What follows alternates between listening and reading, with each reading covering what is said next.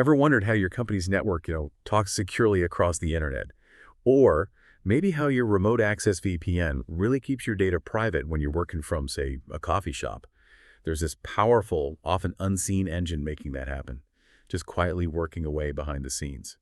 Today, we're doing a deep dive into Internet Protocol Security, or IPsec. It's this foundational security protocol. Incredibly robust, been around for decades, but also, well, surprisingly complex when you look under the hood. Our mission today, to kind of strip away that complexity, decode its core functions, understand why it's been so vital for so long. We'll also explore its current vulnerabilities and, importantly, peek into its future, especially with this looming threat of quantum computing. Quite the existential challenge, actually. It really is. And despite that reputation for complexity, what's really remarkable about IPsec is just how significant it's been and for how long. For decades. I mean, it has been this quiet cornerstone of network security, diligently protecting just vast amounts of sensitive data. Globally, it's truly foundational if you want to understand modern cybersecurity. And, its continued relevance, even as we stare down the barrel of this quantum future, well, that's really a testament to the foresight of its original design. Okay, so let's start with the absolute basics then. When we talk about IPsec, we're not talking about just one single protocol. It's not like that. Instead, it's actually a suite of standardized protocols, all working together. And they're specifically engineered to secure communications right down at the network layer of the TCP/IP stack. And for you, the listener, that network layer part, that's the critical distinction here. Think about it this way. Many of us are familiar with security like, say, SSL/TLS, that little padlock icon you see in your browser. Securing your HTTPS connection, well, that operates much higher up at the transport or application layer. It protects specific applications. But IPsec, it sits way lower down, directly inside the IP protocol itself. And this means it protects all traffic transparently. It doesn't matter if it's your web browsing, a voice over IP call, a critical database sync, maybe even those ancient legacy applications that were never built with security in mind. It's like this universal security blanket for basically everything running over IP. That network layer operation is, well, it's IPsec's absolute superpower. You could say that. To put it in perspective, this architectural advantage means it's completely layer agnostic. It can secure any IP-based traffic without needing a single change to the applications themselves. And that's precisely why it's been so vital for governments, for large enterprises. It provides this consistent, transparent, really foundational layer of protection across the entire network infrastructure. You don't need individual application level fixes for everything. It secures the very plumbing, you see, not just the individual faucets. Right, the plumbing itself. Okay. And what kind of protection does this architectural marvel actually offer? Well, IPsec provides 4 essential guarantees. Each one is crucial for your ability to actually trust your digital communications. First, there's confidentiality. Simple enough, right? Ensuring no one can read your intercepted packets. Keeping your secrets, well, secret. Then, integrity. This guarantees the packets haven't been tampered with or altered in any way while they're flying across the network. Third, authentication. This makes sure the endpoints you're talking to are really who they claim to be, not some imposter. And finally, replay protection. This is a pretty clever defense. It makes sure old, legitimate packets can't be resent by an attacker to trick your systems, making them perform actions repeatedly or maliciously. These 4 pillars, together, they create an incredibly robust security posture. And when you hear about virtual private networks, VPNs, especially the kind connecting 2 whole corporate networks, site-to-site VPNs, we call them, or maybe those remote access VPNs employees use to connect back to HQ. IPsec is often the powerful, usually unseen engine making all those guarantees a reality right under the hood. Now, to really get why IPsec became so essential, let's move a quick trip back. Think mid-1990s. The internet back then, it was rapidly changing, going from mostly academic and research to this booming commercial marketplace. The original internet protocol, IP, well, it was designed primarily for connectivity, just getting packets from point A to point B, security. Virtually none built in. It was, in many ways, the digital Wild West. Imagine this scenario. If you had basic network access back then, anyone with pretty simple tools could easily sniff traffic. And that means literally reading usernames, passwords, sensitive files, emails, all just flying across the network in clear text. No privacy. None. And it wasn't just passive listening either. Attackers could also spoof traffic, pretend to be another IP address to get unauthorized access, or even actively tamper with traffic, injecting modified packets to disrupt things, corrupt communications. These weren't just like theoretical problems. They were gaping security holes. They made commercial transactions, sensitive government comms, even just simple private messaging incredibly risky. Yeah, and this immediately raises the question, right? Why wasn't security a priority from day one? Well, you have to understand the internet's origins. deeply rooted in academic research communities, universities, trusted labs. The assumption back then was a pretty benevolent environment. Users were generally known, trust was sort of implicit. But of course, as the internet exploded, as e-commerce emerged needing secure credit card transactions, as global connectivity became the norm for businesses, well, that trust model just evaporated completely. Robust, enforceable security became not just a good idea, but an absolute necessity, a requirement. IPsec was the direct, pretty urgent response to this escalating need for trust for protection. It was standardized by the Internet Engineering Task Force, the IETF, back in the mid-1990s. And it's also a really key point. When IPv6, the next generation IP, was designed, IPsec was made a mandatory inclusion in its original standard. That really underscores its fundamental importance to the Internet's future. Although, admittedly, its real-world adoption in actual IPv6 environments, well, that still varies quite a bit. Right. So to really appreciate IPsec's unique capabilities, it helps to kind of place it within the network's architecture. Most people have probably heard of the OSI model, right? The conceptual framework breaking down network communication into layers. You've got application, presentation, session transport, network data link, and physical, those 7 layers. IPsec's special sauce, if you like, is its position. It lives directly within the network layer, often called Layer 3. This is the layer where protocols like IP itself live, also ICMP for error messages, and those crucial routing protocols like OSPF and BGP. Its placement here is just vital because, as we've mentioned, it means IPsec operates below the transport layer where TLS and SSL live. And that architectural choice, it has really profound implications. It means all applications, whether they were built with their own security or not, they automatically benefit from IPsec's protection, as long as their traffic flows through an IPsec secured tunnel or connection, that is. The genius, really, of operating at Layer 3 is that IPsec provides this truly transparent, consistent security primitive. It's not some feature bolted onto an application. It's a fundamental security enhancement to the very plumbing of IP traffic itself. And the strategic placement ensures a foundational layer protection for absolutely any IP-based communication, which makes it such an enduring solution for mission-critical stuff, enterprise communications, governmental communications, where you absolutely need comprehensive security across all sorts of diverse applications and systems. It's securing the pipes, remember, not just the water coming out of them. Securing the pipes. I like that analogy. Okay. Now, you mentioned IPsec isn't just one thing. It's a suite. So it's not monolithic. It's actually a powerful suite of 3 core component protocols. Each one has a distinct role. Think of them like specialized tools in a security toolkit. First, we have the Authentication Header, or AH. This protocol is all about ensuring data integrity and authenticity.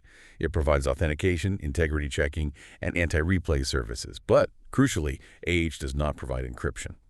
So while it guarantees the data hasn't been messed with and confirms where it came from, it doesn't keep the content secret from eavesdroppers. It's kind of like sending a signed, tamper-evident envelope, but maybe with a transparent window. You can see inside. Next up is the Encapsulating Security Payload, or ESP. This is often the more commonly used IPsec protocol, mainly because it offers the full security package. You get robust encryption for confidentiality, plus authentication, integrity checking, and anti-replay services. So if you need to keep your data private, ESP is your go-to. This is like putting your sensitive documents in a really secure, opaque, tamper-evident, and signed envelope. The works. And finally, the unsung hero that orchestrates all this magic. The Internet Key Exchange, or IKE protocol. IKE is basically the brains of the operation. It's responsible for dynamically negotiating and establishing the cryptographic keys and parameters that AH and ESP are going to use. It's a protocol that sets up these security contracts. IPsec calls them security associations, or SAS, between the communicating devices. Honestly, without IKE managing all the keys and parameters manually for secure communication, it would be a complete nightmare, practically impossible. Absolutely. And this modular design is truly a powerful feature of IPsec. It gives administrators incredible flexibility. They can select the exact combination of protocols, usually ESP, sometimes AH, for very specific use cases that precisely matches the security needs of their network. This allows for really fine-grained control over that inherent trade-off you always have between security and performance. For instance, in highly regulated industries, maybe finance or healthcare, you definitely choose the strongest possible encryption and authentication available. But maybe in a more trusted internal network where confidentiality is less of a concern, but integrity is still paramount, well, AH might suffice. Though honestly, ESP is generally preferred today for its comprehensive protection in most scenarios. Okay, let's delve a bit deeper then. How do these components actually deliver on those 4 essential guarantees? Let's start with confidentiality. This is all about making sure your sensitive data stays secret. completely unreadable to any unauthorized party who might, intercept it. And this critical job is handled exclusively by the Encapsulating Security Payload, ESP. ESP achieves this confidentiality by encrypting the original IP packet's payload. And as we'll talk about later when we get to tunnel mode, it can even encrypt the original IP header itself, hide everything. This encryption relies on powerful symmetric key algorithms. That means both the sender and receiver use the exact same secret key to encrypt and decrypt the data. The secure establishment of this shared secret key is obviously crucial. It has to happen first. And that's facilitated beforehand by the IKey protocol we just mentioned. Indeed. And IPsec supports a whole variety of encryption algorithms. It's absolutely vital for you to understand which ones are considered robust today, and frankly, which ones are just dangerous to use. AES, the Advanced Encryption Standard, well, that's the undisputed modern standard. No question. It's universally recommended, highly secure, and it comes in 128, 192, and 256-bit key lengths. This is what you should be using, period. In stark contrast, 3DES, or triple DS, that's a legacy algorithm. While it was once considered strong, it's significantly slower, and now, well, it's considered weak. It's compromised by vulnerabilities like Suite 32, mainly due to its small block size. It's effectively deprecated. Should be phased out of all modern deployments. Absolutely. There's also Chacha 20 Poly 5305. That's an efficient option, gaining some traction, particularly good for mobile CPUs, places where hardware acceleration for AES might not be available. And then there's DES, the original data encryption standard. Honestly, that's a relic of the past. It's now considered thoroughly insecure. Its 56-bit key length is minuscule by today's standards. It can be brute forced in, well, hours, if not minutes, with modern computing power. Should be avoided in all modern applications, no exceptions. And here's where the how-to of encryption gets really interesting. We need to talk about modes of operation. This isn't just about what algorithm you use like AES, but how you actually apply it to blocks of data. You might have heard of CBC, cipher blockchaining. It's an older mode. And unfortunately, it's known to be vulnerable to certain attacks, like padding oracle attacks, if it's not implemented perfectly, which was a big if in practice. The modern and highly recommended mode is GCM, Galois Counter Mode. What makes GCM so fantastic is that it combines both encryption and integrity into a single, efficient cryptographic operation. This authenticated encryption prevents many types of attacks and simplifies the crypto implementation quite a bit. Right, so to give you a mental picture, let's illustrate with a simplified packet transformation. Say ESP in transport mode. An original packet looks something like IP header, TCP header data. Simple. After ESP processes it, it transforms into IP header, ESP header encrypted, TCP header plus data, ESP trailer, ESP off. This visual helps you understand exactly what's being protected. The original TCP header and your application data, now encrypted, completely unreadable. And they're surrounded by these new IPsec headers for security, the ESP header, trailer, and authentication data. Okay, moving on to the second pillar. Integrity. This is IPsec's rock-solid guarantee that no one, not even a sophisticated attacker sitting in the middle of the connection, has altered or tampered with your data while it was in transit. This crucial service is provided by both the Authentication Header and the Encapsulating Security Payload ESP protocols. They leverage powerful cryptographic tools called HMACs. Hashed message authentication codes. Right, HMACs. And for ensuring data integrity using these hashing algorithms, we again see a hierarchy of strength and recommendation. HMAC SHA 256 and HMAC SHA 512, part of the Secure Hash Algorithm 2 family, SHA 2, those are the robust, collision-resistant choices, absolutely preferred today for their cryptographic strength. In contrast, HMAC SHA-1 is an older algorithm. It has known theoretical and practical collision issues. It really should be phased out urgently. It just doesn't offer sufficient security against determined adversaries anymore. And Message Digest 5, MD5, well, that's a cryptographic dinosaur, a legacy hashing algorithm considered completely insecure, highly vulnerable to collision attacks. That means attackers can actually create two different messages that produce the exact same hash value. Makes it useless for security. Should never be used for any security purposes in modern systems. Now, here's a critical distinction. It's often overlooked, but absolutely vital for network architects, security pros like you. It's the scope of integrity protection between AH and ESP. AH calculates its integrity check value, the ICV, over almost the entire IP packet. That includes the outer IP header and its payload, carefully excluding only those few fields, like time to live, TTL, that legitimately change during transit. This provides incredibly robust protection against any form of header tampering. ESP, on the other hand, only authenticates the IP datagram portion of the packet, does not cover the outer IP header. Now, this design choice allows for more flexibility, especially in tunnel mode where a new outer header gets added anyway. But it means if you're relying solely on ESP transport mode without other network controls, an attacker could potentially manipulate certain parts of that unauthenticated outer IP header, things like the source or destination IP addresses, maybe, without detection by ESP itself. So it forces you to ask how much of your packet truly needs integrity protection, and what are the privacy and routing implications of that choice in your specific network. This nuance isn't just academic. It dictates very real security outcomes. Right. That's a subtle but really important difference in what gets protected. Okay, so beyond just keeping data secret and tamper-proof, there's that fundamental need to know who you're actually talking to. That's where authentication comes in. And IPsec is incredibly thorough here. It implements authentication at two crucial levels. First, there's peer authentication happening during the IPsec negotiation phase, right at the start. This is all about establishing trust between the two communicating devices before any secure channel is even built. Are you really talking to a legitimate VPN gateway, or is it an imposter? The methods here range from relatively simple pre-shared keys, PSKs, which are common but can be weak, to the more robust X.509 digital certificates, which leverage a public key infrastructure, or PKI. And there's also EAP, the Extensible Authentication Protocol, which allows integration with existing enterprise authentication systems like Radius or LDP for user-based authentication. Then the second level is per-packet authentication. This is delivered via either AH or ESP. Once that secure channel is set up, each individual packet transmitted carries its own authentication tag or signature. This tag cryptographically proves the packet's origin and verifies it hasn't been spoofed by some attacker trying to inject malicious traffic into your secure communication stream. It's like having a continuous digital fingerprint on every single piece of data flowing through. And the choice of that initial peer authentication method, it's absolutely vital for the overall security posture. While pre-shared keys, PSKs, are common, especially in smaller setups because they're simple, well, they become a significant single point of failure if they're weak, easily guessable, or poorly managed. If a PSK gets compromised, an attacker can basically impersonate one of your VPN endpoints, potentially gaining unauthorized access to your entire network. That's bad. Digital certificates, on the other hand, offer a far more robust and scalable form of trust.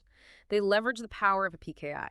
This is critical in enterprise environments where managing unique, strong PSKs for hundreds, maybe thousands, of connections would just be impractical, error-prone, and frankly, a massive security risk. Certificates provide a strong, verifiable chain of trust. Much better for scale. Okay, now imagine an attacker capturing a legitimate packet. Let's say a command to initiate a funds transfer or maybe a login request. And then later, maybe hours later, they maliciously resend that exact same packet to trick a system into doing something it shouldn't. This is known as a replay attack. And without proper safeguards, it could lead to, well, devastating consequences. Luckily, IPsec has a remarkably clever and effective defense against this. It's called replay protection. The mechanism is actually quite ingenious in its simplicity. Each packet transmitted within an IPsec security association carries an incrementing sequence number. It's right there in the AH or ESP header. The receiving device doesn't just process packets blindly. It maintains what's called a sliding window of recently validated and accepted sequence numbers. A common default window might cover, say, the last 64 packets received. Now, if a received packet sequence number falls outside this window, meaning it's either too old, a duplicate of a packet already processed, or just way out of sequence, it's immediately detected as a potential replay attempt and simply dropped. Gone. Right, so to give you a concrete example. Consider that sliding window, maybe covering sequence numbers 1 through 64. If packet number 2 gets maliciously replayed by an attacker, the receiving system looks at it, sees the sequence numbers within the window, but wait, it's already been processed. So boom, it's immediately dropped. Then, if a legitimate packet, number 65, arrives, the window dynamically shifts forward to cover packets 2 through 65. It maintains that continuous dynamic check against old or duplicate packets. It's subtle, but a really powerful defense mechanism. The elegance of this simple yet highly effective mechanism is how it fundamentally prevents an entire class of attacks. Attacks that could disrupt communication, allow impersonation, or inject false information just by retransmitting legitimate data. It ensures the freshness and authenticity of the communication flow, gives you confidence that the data you're receiving is current and intended.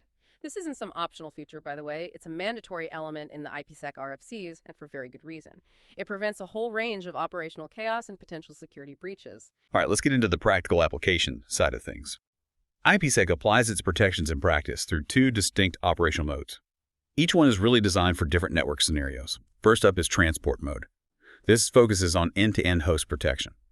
So in transport mode, IPsec secures communication on an end-to-end basis directly between two specific endpoints. For instance, maybe a client and a server, or perhaps two specific servers talking directly to each other. The critical thing to understand here is that protection is applied only to the payload of the original IP packet. This means the original IP header, the part containing the source and destination IP addresses. That's left completely intact and unencrypted. Visible. The AH or ESP header gets inserted between that original IP header and the transport layer header like TCP or UDP. So let's visualize this again. Before IPsec, your packet looks like IP header, TCP header data. After ESP in transport mode, it transforms into IP header, ESP header encrypted, TCP header plus data ESP trailer ESP auth. So what does this all mean for you? Well, transport mode is ideal for host-to-host communication where the endpoints themselves are directly handling the encryption, maybe within a trusted internal network environment perhaps.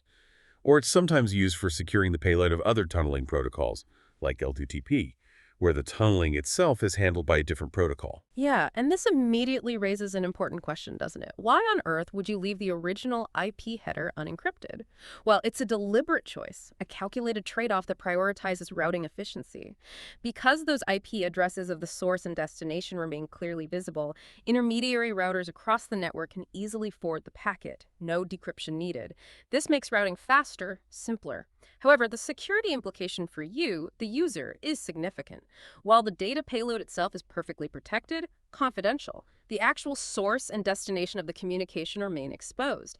Anyone monitoring the network traffic can see who is talking to whom, and that could be a significant privacy concern depending on how sensitive that relationship is, even if what they're saying is encrypted. Right, a trade-off. Efficiency versus metadata privacy.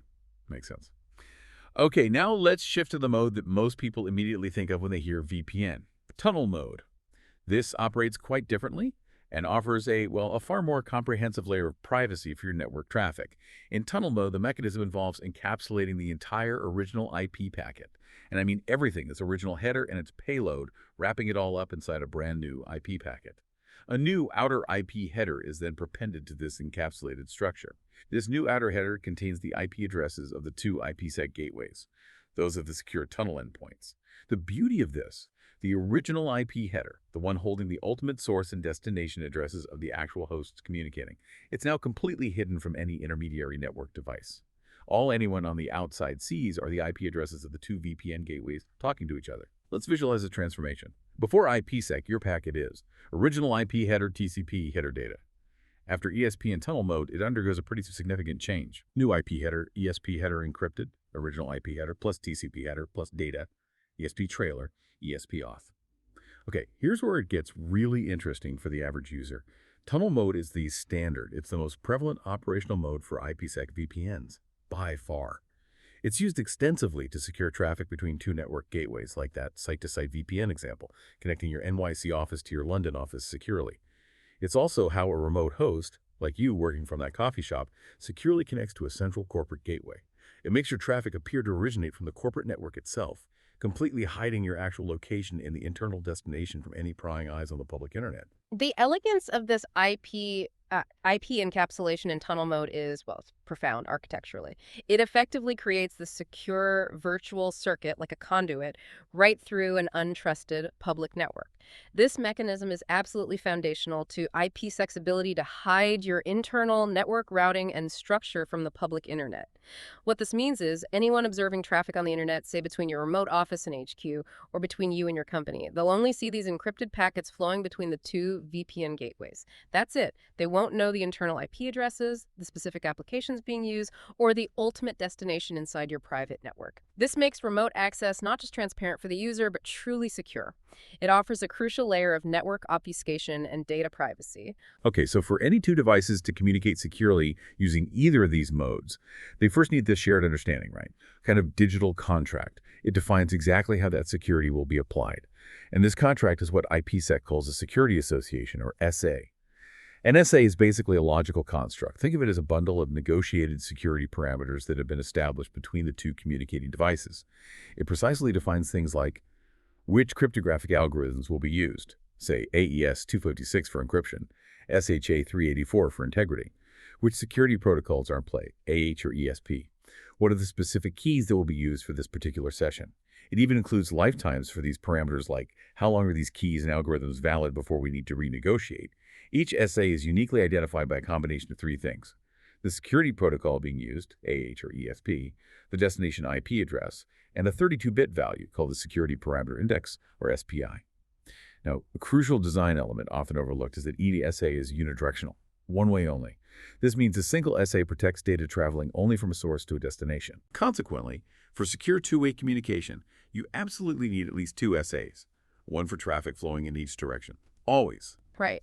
The SA acts as this predefined, rigorously agreed-upon agreement that completely governs the security of a connection. It ensures both endpoints are in absolute, explicit agreement on every single method of protection before any sensitive data is exchanged. This prevents potential problems like downgrade attacks or misconfigurations where one side expects strong encryption and the other defaults to something weaker. And these SAs, they aren't static things you set up once. They are dynamically populated, updated, and managed on each host within a special database called the Security Association Database, or SADB. This SADB is constantly being refreshed and maintained by the key exchange process, ensuring fresh keys and parameters are always in use. It's a beautifully orchestrated, dynamic dance of cryptographic agreements. Okay, so who sets up these intricate security associations and manages this complex dance of cryptographic keys? That's the absolutely vital automated job of the Internet Key Exchange Protocol, or IKE. Honestly, without IKE, IPsec would be practically unusable in any real-world scenario. The manual effort for key management would just be insane. IKE is this essential automated key management protocol. It's responsible for dynamically establishing and maintaining the assays that IPsec needs to function. It typically operates over UDP, using port 500 usually. And it works in a highly structured two-phase process. Let's break that down. Phase 1. This phase is all about establishing a secure, authenticated communication channel between the two IPsec peers first. This channel, sometimes called an IPsec MPSA, I say MP is the underlying framework IKE uses, is specifically designed to protect the highly sensitive negotiations that happen next. Think of it like building a secure armored tunnel just for the negotiation process itself. Now, Phase 1 itself has two modes. Main mode, which involves a 6-message exchange. It offers higher security because it encrypts the identities of the negotiating peers right from the start. Then there's aggressive mode. This is faster, uses only a 3-message exchange, but crucially, it does not protect the identities of the peers. This makes it less secure and generally should be used with extreme caution, especially with PSKs, as it can be vulnerable to offline brute force attacks. Main mode is usually preferred. Phase 2. Once that secure channel from Phase 1 is robustly established, IKE then uses it to safely negotiate the specific IPsec SAs that will protect the actual data traffic. This typically happens via what's called quick mode, and it results in at least 2 unidirectional SAs, one for each direction of data flow, as we discussed. Exactly. And this two-phase structure is a fundamental design principle. It really highlights IPsec's commitment to security above all else. By first creating that trusted and encrypted channel in Phase 1, I can then safely negotiate all the sensitive parameters, including the cryptographic keys themselves, for the subsequent data channel. That whole negotiation process would otherwise be incredibly vulnerable to eavesdropping, manipulation, maybe downgrade attacks. It's a very deliberate sequence. Ensure the setup process itself is secure and confidential before any application data even starts flowing. And at the very core of IKE's key exchange magic lies the truly ingenious Diffie-Hellman key exchange algorithm, often abbreviated as DH. This algorithm is just a marvel of modern cryptography. It allows two parties to securely establish a shared secret key over an unsecured channel like the public internet without ever actually transmitting the key itself in the clear. It's amazing. This securely established shared secret then forms the basis for the symmetric keys that ESP will use later on for encrypting your sensitive data.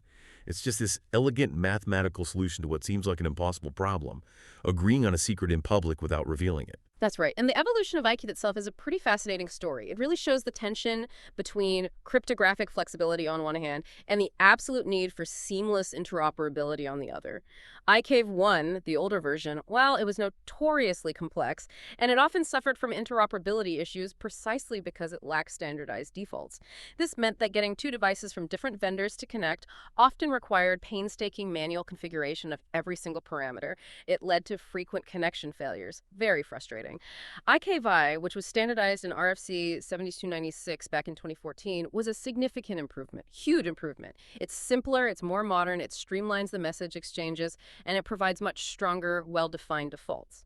It has since become the standard today, addressing many of IKv 1's earlier flaws and making IPsec deployments far more reliable and ultimately more secure. Okay, so just to quickly recap the specific cryptographic tools that are powering IPsec security, let's talk algorithms one more time. For confidentiality, that's encryption. The gold standard today is AES, the Advanced Encryption Standard. You want to be using AES 128, AES 192, or ideally AES 256. Older algorithms like 3DES, legacy, should be deprecated, and DES, outright insecure, avoid. For integrity and authentication, which relies mainly on hashing, the preferred algorithms are from the SHA-2 family. Things like SHA-256 or SHA-512. They offer strong collision-resistant protection. SHA-1, weak, deprecated due to known collision issues. And MD5, considered thoroughly insecure and must be avoided entirely. And what's truly pushing the envelope in this space, and really fascinating to observe, is this strong trend towards authenticated encryption modes. Like AES-GCM, which we mentioned earlier, these modes are a real game changer because they ingeniously combine both confidentiality, the encryption part, and integrity, the authentication part, into a single cryptographic operation. This not only simplifies the whole cryptographic process, but also significantly improves performance by reducing the computational overhead. Fewer steps. AES-GCM specifically is exclusively supported by the ESP protocol. It reflects this crucial architectural shift towards more efficient, robust, and cryptographically sound primitives. It really is the best of both worlds, ensuring both privacy and tamper-proofing in one elegant, efficient step. Okay, so despite IPsec's incredibly strong cryptographic foundations, its sophisticated design, its real-world security posture, well, it's quite often undermined. And not usually by theoretical weaknesses in the protocols themselves, but by implementation flaws and, maybe most critically, human error during configuration. These are the chinks in the armor that you, the listener, really need to be acutely aware of. One of the most pervasive issues we see is the failure to disable obsolete cryptographic algorithms. We're talking about people leaving insecure options enabled, like DES, 3DES, MB5, or SHA-1. This is a massive vulnerability because it opens the door wide open to downgrade attacks. An attacker can basically trick the VPN endpoints into negotiating a weaker, much more easily crackable algorithm, completely bypassing the strong security you thought you had configured.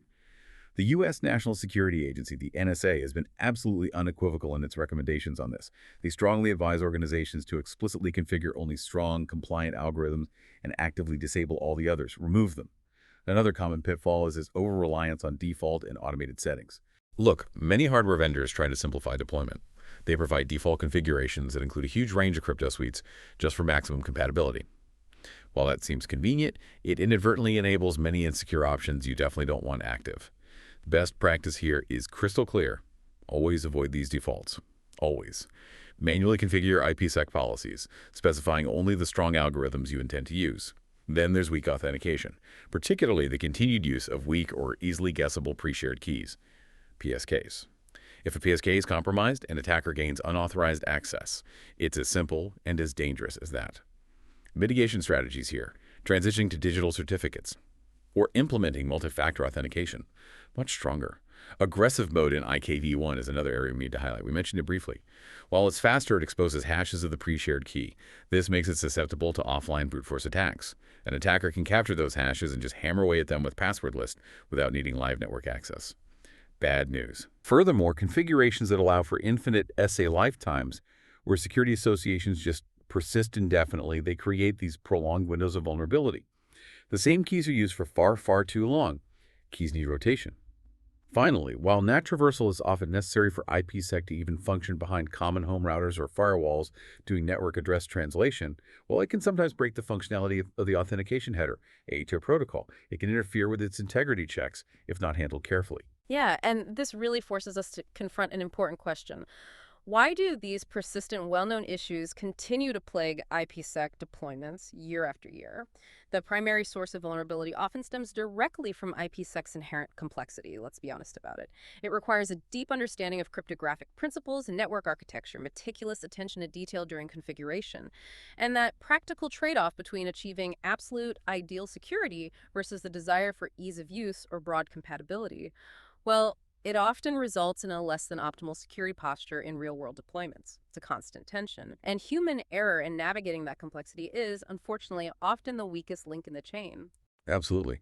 And it's not just configuration errors either. Sometimes the software implementations themselves just have bugs that can lead to serious security incidents. We've seen a history of vendor-specific weaknesses over the years. It's unavoidable, really. For instance, certain Cisco ASA bugs in the past have allowed for denial of service attacks, or sometimes even partial bypasses of security policies. That's scary. Similarly, StrongSwan, which is a very popular open-source IPsec implementation, has had its share of vulnerabilities, like issues in parsing IPE payloads correctly. Looking back, there have been historical CVEs, that's common vulnerabilities and exposures that really underscore these points. For example, CVE 2014-3972. That was an IKE fragmentation bug that could lead to a denial of service, basically crashing VPN gateways. CVE 2016-5361 involves StrongSwan suffering a DOS via malformed payloads. CVE 2018-15836 exposed a memory corruption vulnerability in IKF2. These aren't just abstract numbers, They represent tangible moments where critical network infrastructure could be brought down or potentially compromised. It's truly fascinating and, well, somewhat concerning to observe the recurring pattern of these denial of service vulnerabilities, specifically within IKE implementations, across a wide variety of vendors, over many years. This isn't a new problem by any stretch. A very recent example, just this year, involved a vulnerability identified in Cisco Secure Firewall ASA and threat defense software. Improper processing of IPv6 packets over an IPsec VPN could lead to a DOS condition, basically forcing a device reload. Not good. And we've seen similar recent CVEs affecting other major vendors too, like Fortinet, FortiSAS, Fortios, CVD 2024-46669, and Juniper, Junos OS CVE 2024-39545, all related to DOS conditions in their IKE daemons. This persistent pattern absolutely underscores the critical importance of robust input validation, meticulous error handling, especially in those initial sensitive phases of connection establishment where these issues often seem to manifest. And here's where it gets really interesting and perhaps a bit chilling. The Snowden leaks provided pretty concrete evidence that intelligence agencies were actively exploiting weak IPsec VPNs. Now, these exploits weren't necessarily due to fundamental flaws in the IPsec protocol itself, right? Rather, they preyed on exactly what we've been talking about: poor key management practices, the continued use of those old, weaker ciphers. This revelation really highlighted that these theoretical misconfigurations and vulnerabilities, they have very real-world consequences, allowing nation-state actors to potentially compromise communications that organizations genuinely believed were secure. For you, the listener, these aren't just abstract technical problems. They represent tangible security risks that could affect the confidentiality, the integrity, the availability of your critical communications and data. It just reinforces the absolute need for constant vigilance and adhering to best practices. Okay, let's shift gears now. Moving from the immediate operational challenges to perhaps the most significant future threat facing IPsec and, frankly, facing almost all modern cryptography, we're talking about the rise of quantum computing.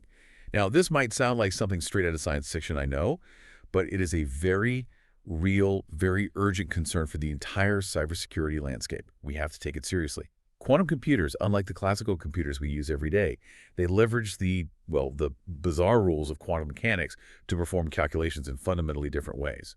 And these new computational capabilities give rise to quantum algorithms that pose a direct, you could say, existential threat to our current cryptographic methods. Specifically, Shor's algorithm, that's the most notorious one. This quantum algorithm would absolutely shatter the asymmetric cryptography we rely on. Algorithms like RSA, Diffie-Hellman, elliptic curve cryptography, ECC, the very things IPsec uses for key exchange and authentication in an IKE. Shor's algorithm would render them completely insecure, broken. Then there's Grover's algorithm. Now, this one doesn't outright break symmetric encryption like AES, but it provides a quadratic speedup for brute force attacks, which effectively halves the key strength. So, for instance, an AES 256 key, which we consider very strong today, would effectively become only as vulnerable as an AES 128 key against a quantum attacker.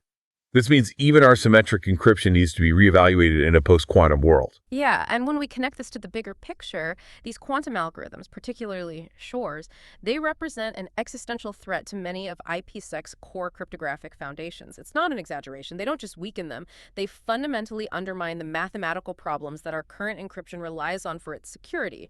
This means the trust we place in current encryption methods could be completely eroded, vanished. The implications are profound, and they require immediate, proactive attention, even though cryptographically relevant quantum computers, the machines actually capable of running these algorithms at scale, aren't yet widely available. We can't wait. The lead time needed for transitioning to entirely new crypto systems is long. Very long, and the threat is absolutely non-trivial. Which brings us to what is arguably the most insidious, maybe the most chilling aspect of this quantum threat: the harvest, now decrypt later paradigm. This isn't a threat that announces itself with some flashy intrusion or alert, no. It's a silent, long-term strategy. The strategy involves sophisticated adversaries like nation-states, maybe well-resourced criminal organizations actively intercepting and storing vast amounts of encrypted data today. Right now, they're not decrypting it now because they can't. Our current encryption still works against classical computers, but they're patiently holding onto it, warehousing it, with the explicit intent of decrypting it years, maybe even decades from now. Whenever sufficiently powerful quantum computers become a reality, this makes it a silent, long-term threat. There are no immediate signs of intrusion. Organizations might mistakenly believe their data is perfectly secure because, hey, no damage or breach has been observed yet. When in reality, that data has already been exfiltrated, harvested, and is simply sitting there, waiting for a future quantum breakthrough to unlock all its secrets. This strategy primarily targets high-value data. Things with long retention requirements, governmental secrets, corporate intellectual property, long-term financial records, sensitive personal data that retains value for decades. So what does this all mean for you? Any sensitive data you send over an IPsec VPN today, if it gets captured and stored by such an adversary, could potentially be compromised years or even decades in the future. Even if your IPsec connection is using the strongest classical encryption available right now, it's fundamentally vulnerable to this future threat. It shifts the whole security timeline. Absolutely. This harvest now, decrypt later strategy profoundly changes the fundamental risk calculus of data security completely. It means that security of your data isn't just about protecting it today, it's about projecting its security decades into the future. How long does this data need to stay secret? This creates an incredibly compelling business case, and indeed a national security case, for proactively migrating to post-quantum cryptography long before a cryptographically relevant quantum computer is actually a reality. The lead time for such a massive cryptographic transition across the globe is considerable. We're talking years, probably a decade or more for full migration, and the cost of inaction, potentially catastrophic. If you wait until the threat is here, until someone announces a powerful quantum computer, it will already be far too late for all the data that's already been harvested. Game over for that data. Okay, so given this impending quantum storm, which specific parts of IPsec are most at risk? And which parts are maybe relatively more resilient? The highly vulnerable components are definitely those relying on asymmetric cryptography. This includes RSA and ECDSA authentication. Those are commonly used in IKE for digital certificates to authenticate the VPN peers. But the biggest target, the real Achilles heel, is the Diffie-Hellman DH key exchange algorithm. That's the core mechanism IPsec uses in IKE to securely establish the session keys in the first place. Shor's algorithm directly targets the mathematical problems these algorithms rely on. It renders them completely broken, useless. Now, the vulnerable but still degraded components are the symmetric encryption algorithms, things like AES-256 GCM, which ESP uses to actually encrypt your data. Grover's algorithm, remember, provides that quadratic speedup for brute force attacks against these. It effectively halves their key strength. So, for example, a currently robust AES-256 key would provide security roughly equivalent to an AES-128 key against a quantum adversary. Still decent, but reduced. The recommended mitigation here is relatively straightforward, thankfully. Simply double the key size. So if you want security equivalent to today's AES-128 in the quantum era, you need to be using AES-256 today as your standard. Right. And that differentiated vulnerability is a really critical point. It guides our migration strategy. Shor's algorithm directly attacks the mathematical underpinnings of asymmetric crypto, things based on hard problems like integer factorization or discrete logarithms, problems that turn out to be relatively easy for a quantum computer. Symmetric algorithms, on the other hand, are constructed differently. They're more resilient. Grover's algorithm only offers that quadratic speedup for brute force searches, which is significantly less devastating than a complete break like Shor's provides. Understanding this difference allows for a more targeted, more phased migration strategy. The immediate priority, the urgent need, is replacing those asymmetric key exchange and authentication components in IKE. That's followed by increasing the key sizes for symmetric encryption used by ESP. This focused approach is essential for making the transition manageable, orderly, and ultimately secure. So what's the plan then? How are we actually addressing this monumental challenge? Well, the cybersecurity community, thankfully, is not standing still. A proactive, frankly monumental transition to quantum-resistant cryptography is already well underway. The National Institute of Standards and Technology, NIST, in the U.S., has been spearheading this effort. They're standardizing new quantum-resistant algorithms, often called post-quantum cryptography, or PQC.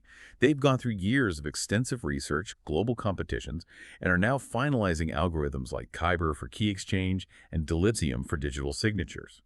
These are the likely winners. The U.S. government has already issued executive orders mandating its agencies to begin this critical transition. setting deadlines. A recommended transitional strategy, and probably what most organizations will do initially, involves using hybrid modes. This means combining existing classical algorithms like RSA or ECDH with these new PQC algorithms like Kyber. For example, there's already an RFC 8784, that enables mixing traditional pre-shared keys or certificates with new post-quantum key exchanges. This gives you a kind of belt and suspenders approach. Security against both classical attacks and potential future quantum attacks simultaneously.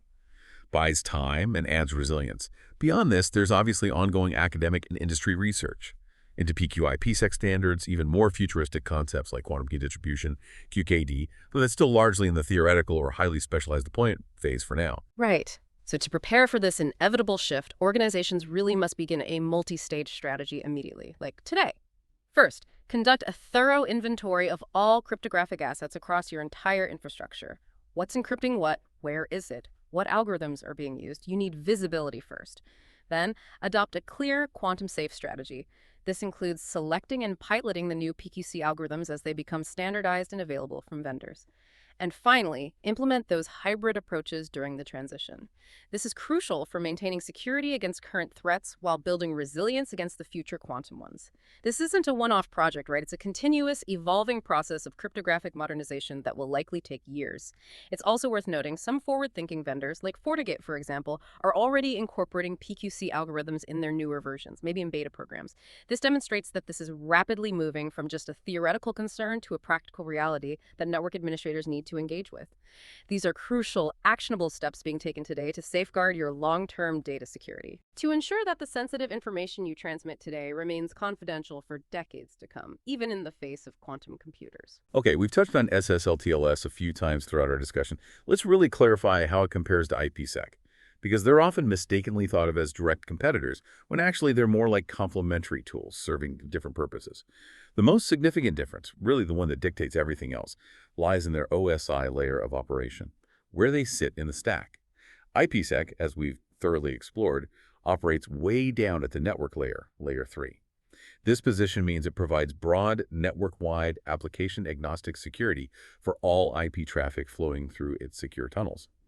SSL/TLS, on the other hand, operates much higher up, typically at the application layer, layer 7, or sometimes considered the transport layer in certain models. Because of this higher position, SSL/TLS is inherently application-specific.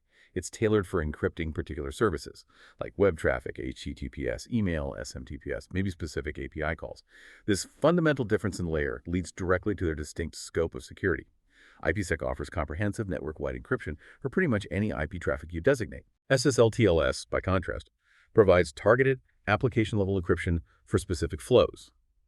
For use cases, IPsec is the undisputed standard for site-to-site VPNs, securely connecting entire networks, and also for providing secure remote access to internal networks. SSL/TLS, conversely, is ubiquitous for securing web traffic in your browser, that padlock again, and for remote access to specific web-based applications, often accessed directly through a standard web browser without special VPN client software. Configuration and management also differ significantly. IPsec is generally more complex to set up. It requires a deeper understanding of network configuration, routing, policies, and often necessitates dedicated client software on endpoints. SSL/TLS is generally much easier to configure. Support is built directly into most web browsers and web servers. Simplifies deployment for application developers quite a bit. Finally, in terms of performance, IPsec can sometimes introduce more latency and overhead, particularly due to its encapsulation process in tunnel mode. It sometimes requires specialized hardware acceleration to maintain high throughput. SSL/TLS is generally considered a more lightweight protocol with minimal impact on web application performance, especially for individual connections. Yeah, to put this in perspective, they're really not direct competitors at all. They serve different, yet often complementary purposes. It's important to see that. IPsec acts like that foundational security blanket, wrapping the entire network infrastructure in a layer of protection at a very low level, securing all designated IP traffic. TLS, however, provides focused application-level security, allowing specific services to be secured without necessarily affecting or needing to affect the rest of the network traffic. Their architectural distinction truly dictates everything else about their ideal use cases, their management complexity, their performance characteristics. Think of IPsec as securing the secure transport lanes for all vehicles on the highway, and TLS as securing specific cargo within a specific vehicle. They can, and often are, used in conjunction for layered security. For example, running HTTPS traffic over an an IPsec VPN tunnel. Defense in depth. Okay, that's a really clear distinction. Different tools for different jobs. Now, another name that's increasingly coming up in the VPN world, especially recently, is WireGuard. So how does the mature, feature-rich, but maybe complex IPsec suite compare to this newer, much-talked-about protocol? Well, on one hand, you have IPsec. It's mature, incredibly standardized, very feature-rich. It's been thoroughly vetted over decades, supports a vast array of cryptographic options deployed globally in almost every enterprise network. But as we've discussed, it's also known for its inherent complexity and sometimes a heavier performance footprint, especially without hardware acceleration. WireGuard, on the other hand, is kind of the new kid on the block. It's designed to be lightweight. It uses a very modern and deliberately opinionated set of cryptographic primitives, meaning fewer choices, but strong ones. And it's designed for dramatically simpler configuration, much easier to set up correctly. But because it's newer, it's generally less feature-rich than IPsec and less broadly adopted in large enterprises, though its popularity is growing very rapidly, especially in consumer and small business spaces. The emergence of WireGuard highlights a really interesting trend in the industry, I think. There's this strong desire for simpler, more easily auditable code bases, smaller attack surface, and also the integration of modern cryptographic primitives by default, rather than having them as complex configurable options like an IPsec. Now, while IPsec is constantly evolving, adding new algorithms and features, WireGuard really points to the demand for ease of use and a reduced risk of misconfiguration, often without compromising core security. It achieves this simplicity often at the expense of some of IPsec's extensive, but sometimes complex, feature set. Fewer knobs to turn, fewer ways to shoot yourself in the foot. It's a good example of how security protocols can innovate in different directions to meet varied needs, often trading off maximum flexibility for greater simplicity and potentially improved security posture against common configuration errors. Different philosophies. Right. Simplicity versus feature richness. Another trade-off. Okay, so to bring all of this together, let's look at those common IPsec deployment examples one last time, and most crucially, hammer home the best practices that you should know and implement for securing any IPsec deployment you might manage or use. First, let's quickly reiterate IPsec's primary real-world applications, site-to-site VPNs. This is where IPsec truly shines. Securely connecting geographically separate office networks over the public internet, making them appear as one seamless private network. The backbone of many distributed organizations. Remote access VPNs, allowing individual users like you working from home or a hotel to securely connect back to a central corporate network, gaining access to internal resources just as if you were sitting in the office. Essential for modern work. Host-to-host communication, sometimes used for securing direct server-to-server or endpoint-to-endpoint communication, maybe within a data center or across different network segments, ensuring sensitive data is protected even in transit between internal systems. Okay, now, to truly gain value from IPsec and, more importantly, mitigate those real-world vulnerabilities we've discussed, adhering to these best practices is absolutely critical. This isn't optional stuff. This is how you ensure a robust and enduring security posture for any IPsec deployment. 1. Cryptographic hygiene is paramount. Cannot stress this enough. Conduct regular, rigorous audits of all your IPsec configurations. Configure only strong, modern, and NSA-compliant algorithms. We're talking AES 256 for encryption, SHA 384 or SHA 512 for integrity. This is non-negotiable today. And it is absolutely crucial to explicitly disable or remove all weak or legacy algorithms. Get rid of DES, 3DES, MD5, SHA1 from your loud crypto suites entirely. Any vestige of these old ciphers creates an immediate downgrade attack vector that a sophisticated adversary will exploit. Don't give them the chance. 2, never trust defaults. This is the golden rule in security, applies everywhere, especially here. Never deploy IPsec configurations using vendor-supplied default settings or those automated setup wizards without a full, manual, line-by-line audit of the resulting policies. Defaults are built for compatibility, maybe ease of first setup, not necessarily for optimal security. Assume they are insecure until proven otherwise. 3, embrace stronger authentication. Whenever feasible, transition away from pre-shared keys. Move to more robust authentication methods. Digital certificates, powered by a well-managed public key infrastructure, PKI, provide a significantly higher level of trust, scalability, and security. For remote access VPNs, integrating multi-factor authentication, MFA, is an even better defense against credential theft and unauthorized access. Use certificates in MFA if you can. 4, implement the principle of least privilege. Minimize your attack surface. This applies to VPNs too. Implement strict traffic filtering rules on your VPN gateways. Use firewall policies. Limit traffic flowing through the VPN to only the absolutely necessary ports, protocols, and IP addresses. Don't let your VPN become this wide open door into your network. Specify exactly what communication is allowed and deny everything else. And 5, start quantum migration planning, NOW. We talked about this. This isn't a future problem. It's a present imperative due to harvest now, decrypt later. Begin the proactive steps. Inventory all your cryptographic assets. Research and select quantum-safe algorithms as they emerge from NIST standardization and become available from your vendors. And plan for implementing those hybrid modes during the transition. This will safeguard your long-term data security against that future quantum threat. Excellent. Those are really your actionable takeaways. How you can ensure IPsec is configured securely, whether you're managing a complex enterprise network or just making sure your personal remote access VPN is as robust as it possibly can be.